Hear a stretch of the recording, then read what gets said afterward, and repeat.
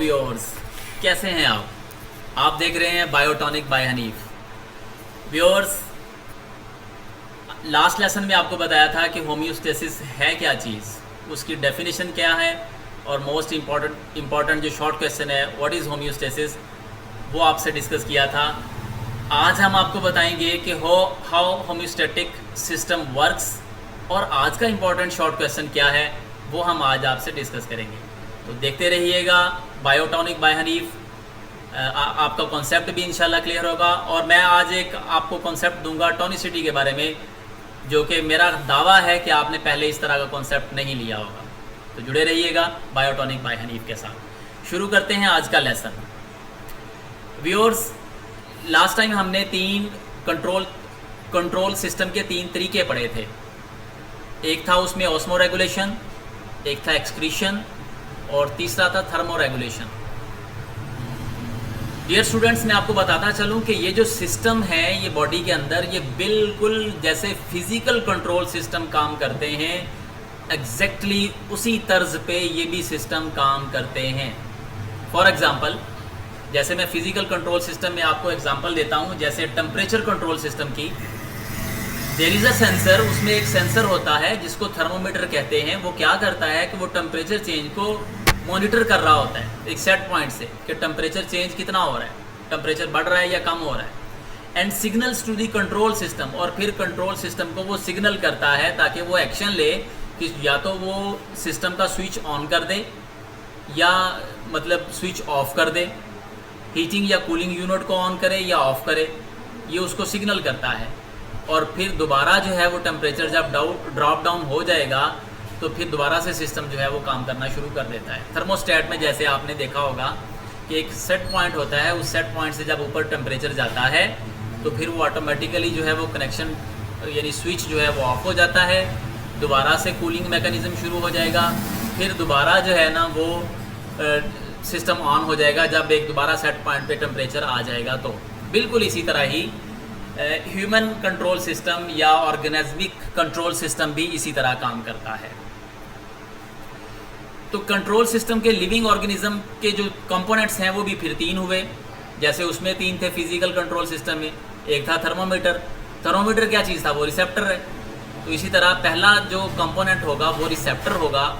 दूसरा जो सिस्टम का जो कंपोनेंट है वो है कंट्रोल सेंटर, या मैं अपनी आसानी के लिए या आपको याद दिलाने के लिए बता देता हूँ कि प्रोसेसर जैसे है। और तीसरा जो है वो इफेक्टर है। ये तीन कंपोनेंट्स हैं लिविंग कंट्रोल सिस्टम के। रिसेप्टर्स, कंट्रोल सेंटर या प्रोसेसर कह सकते हैं इसको, और तीसरा इफेक्टर। व्यूअर्स, ये जो सिस्टम होता है ये बिल्कुल काम करता है जैसे आप समझें कि फीडबैक मैकेनिज्म जिसे कहते हैं ना। फॉर एग्जांपल कि जो एक्सटर्नल एनवायरनमेंट के अंदर जो तब्दीली आई है उसको डिटेक्ट किया, डिटेक्शन ऑफ द चेंज कहलाती है स्टिमुलस। बल्कि डिटेक्शन ऑफ द चेंज कौन करता है? रिसेप्टर करता है, रिसेप्टर। तो अगर मैं स्टिमुलस की बात करूं तो what is stimulus? Any detectable change, कोई भी जो तब्दीली आई है एनवायरनमेंट के अंदर उसको क्या बोलेंगे? स्टिमुलस कहेंगे। टेम्परेचर डाउन हुआ, टेम्परेचर अप हुआ, ये क्या है? ये चेंज आई है ना, इस चेंज को क्या बोलेंगे? स्टिमुलस कहेंगे। तो स्टिमुलस को डिटेक्ट कौन करेगा? रिसेप्टर। और दूसरा जो है वो फिर वो रिसेप्टर जो है वो फिर मैसेज जो है वो सेंसरी ऑर्गन्स के जरिए, सेंसरी न्यूरॉन के ज़रिए से मैसेज भेज देगा कंट्रोल सेंटर की तरफ। कंट्रोल सेंटर जो है वो आपको पता है, प्रोसेसर भी उसको कहते हैं, जो कि सेंट्रल नर्वस सिस्टम है, यानी ब्रेन है। ब्रेन के अंदर एक थर्मोस्टेट है हमारा लगा हुआ जिसको हाइपोथैलेमस कहते हैं, उसको मैसेज जाएगा और फिर वो जो है वो ऑर्डर करेगा मोटर न्यूरॉन के ज़रिए से इफेक्टर्स की तरफ। तो इफेक्टर्स की तरफ जो है वो ऑर्डर करेगा। तो मैं कह सकता हूँ कि जो फीडबैक मैकेनिज़्म है उसके दो स्टेप हैं, आपकी आसानी के लिए मैंने बनाए। Number 1 detection of change, number 2 signalling to control centre for effectors response. जैसे कूलिंग सिस्टम है इंसान का, तो मैं आपको बताता हूँ कि ये कैसे वर्क करता है कूलिंग सिस्टम।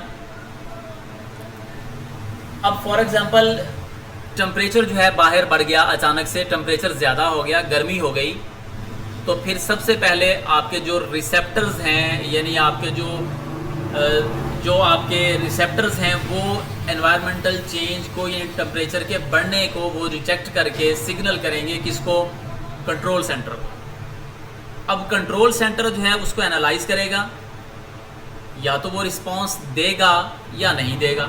एनालाइज करेगा आपका control centre. Control centre analyse करने के बाद मोटर न्यूरॉन के जरिए से मैसेज किसको देगा, इफेक्टर्स को।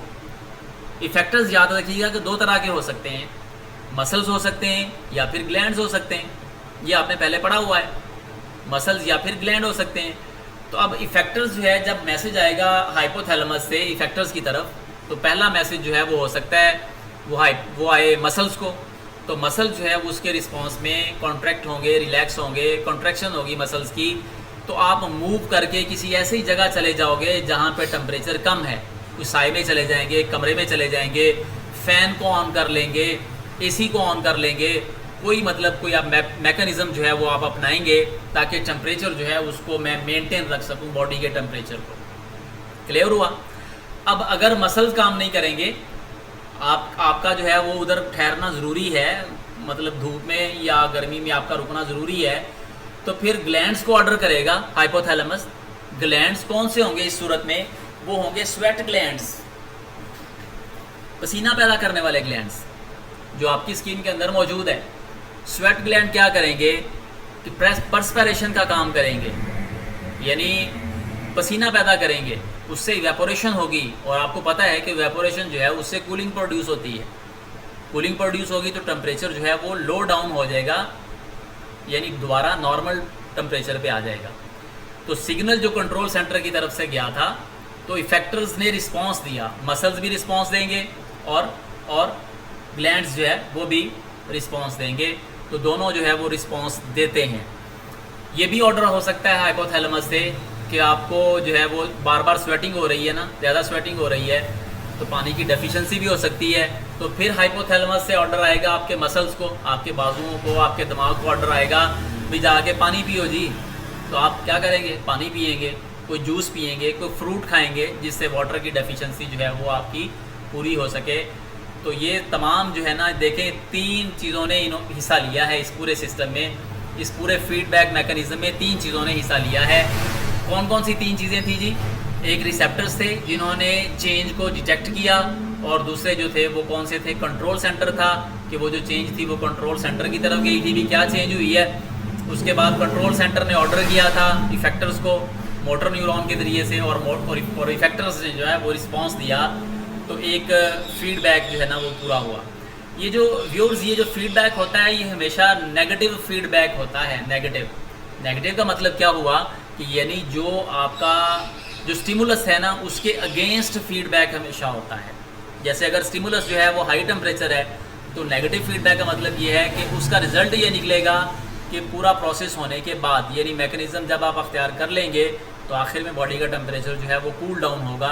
इसीलिए इसको नेगेटिव फीडबैक मैकेनिज़्म भी कहते हैं, जो हम आपको बाद में भी बताएंगे, आगे भी डिस्कस होगा। अब अगर देखा जाए तो बॉडी के बाहर एक्सटर्नल जो एनवायरनमेंट होती हैं वो 3 तरह की हो सकती हैं। व्यूअर्स कौन कौन सी हैं? Number 1 hypotonic environment, number 2 hypertonic environment, number 3 isotonic environment. यानी कोई भी सेल है ना, चाहे वो प्लांट सेल है या एनिमल सेल है, उसके बाहर 3 तरह के जो है इन्वायरमेंट हो सकती हैं, हाइपोटोनिक, हाइपरटोनिक या फिर आइसोटोनिक। नाम से लग रहा है कि hypo mean less, tonic mean यानी सॉल्यूट्स जिसमें टॉनिक कम हो, हाइपोटोनिक इन्वायरमेंट यानी सराउंडिंग में अगर सॉल्यूट कम है, पानी ज़्यादा है, तो ऐसे इन्वायरमेंट को बोलेंगे हाइपोटोनिक, वाटर की कंसंट्रेशन ज़्यादा है। अगर सराउंडिंग में वाटर की कंसंट्रेशन ज़्यादा है, सॉल्यूट्स की कंसंट्रेशन कम है, तो ऐसे इन्वायरमेंट को हाइपोटोनिक इन्वायरमेंट कहेंगे। और अगर सेल के बाहर हाइपोटोनिक इन्वायरमेंट हो तो डेफिनेटली आपने ओस्मोसिस में पढ़ा था कि वाटर हमेशा हाई कंसंट्रेशन से लो कंसंट्रेशन की तरफ आता है, यानी वाटर जो है वो सराउंडिंग से सेल के अंदर दाखिल हो जाएगा। ऐसी सूरत में सेल जो है वो टर्जिड हो जाएगा, सेल सख्त हो जाता है, सेल फूल जाता है, इसको टर्जिड सेल कहेंगे। तो ऐसी सूरत में सेल के अंदर पानी दाखिल होता है। क्लियर हुआ? दूसरी इन्वायरमेंट है हाइपरटोनिक। हाइपर का मतलब होता है मोर, यानी जिसमें सॉल्यूट्स की कंसंट्रेशन ज़्यादा हो और जो सॉल्वेंट है यानी पानी उसकी कंसंट्रेशन कम हो, तो उसको क्या बोलेंगे? हाइपरटोनिक इन्वायरमेंट कहेंगे।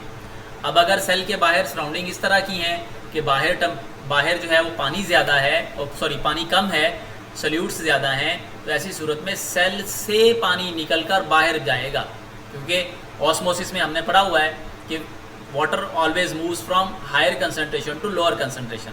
अब सेल के अंदर वाटर की कंसंट्रेशन ज़्यादा है, बाहर कम है, ठीक है, तो अब पानी जो है वो सेल से बाहर निकलेगा।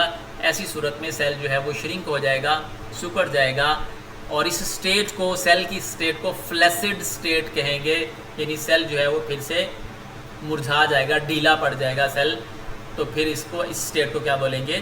फ्लैसिड स्टेट कहेंगे।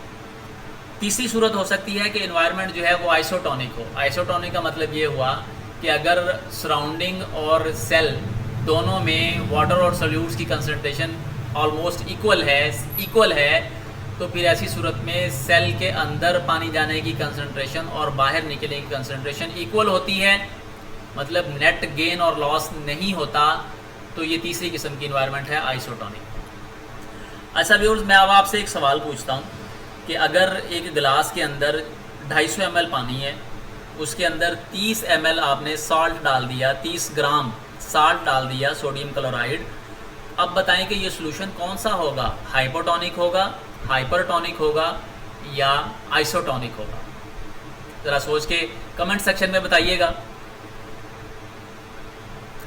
अगर आपने ये सोचा है कि ये हाइपोटोनिक है तो ये गलत सोचा है, हाइपरटोनिक है तो भी गलत है, आइसोटोनिक है तो भी गलत है। वो मैं आपको बताता हूँ क्यों। मैंने आपको बताया कि ये जो असल में जो टोनिसिटी टर्म है ये एक्चुअली एक रिलेटिव टर्म है जब आप दो सॉल्यूशंस का कंपैरिजन कर रहे होते हैं।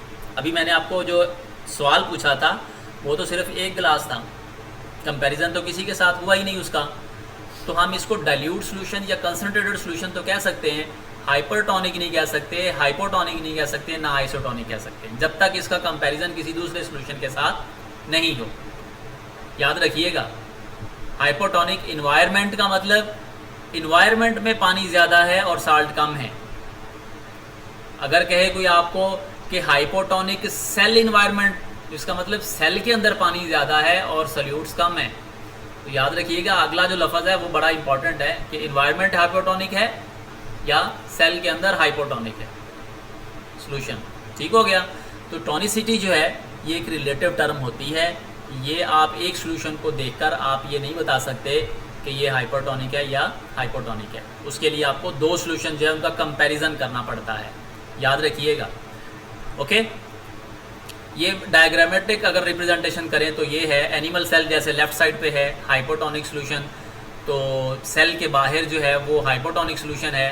तो इसका मतलब ये हुआ कि बाहर पानी की कंसंट्रेशन ज़्यादा है, तो पानी जो है मूव करके अंदर सेल के अंदर आएगा, सेल जो है वो बड़ा हो जाएगा, फूल जाएगा, रप्चर हो सकता है। बहरहाल सेल मेम्ब्रेन जो है वो एक ख़ास हद तक एक्सपेंड होती है, तो बहरहाल सेल जो है वो फूल जाता है। ठीक है, दरमियान वाला जो है ये प्लांट और एनिमल दोनों में आप देख सकते हैं, प्लांट और एनिमल सेल। फिर उसके बाद जो सेंटर वाले हैं वो आइसोटोनिक सॉल्यूशन की बात कर रहे हैं। तो आइसोटोनिक में मैंने आपको बताया था कि सराउंडिंग और सेल दोनों में सॉल्यूट्स की और वाटर की कंसंट्रेशन जो है वो सेम है, तो पानी जितना अंदर आ रहा है उतना ही बाहर जा रहा, तो नेट गेन और लॉस नहीं हो रहा। तो ऐसी इन्वायरमेंट को आइसोटोनिक इन्वायरमेंट कहेंगे। और तीसरा जो है वो हाइपरटोनिक है।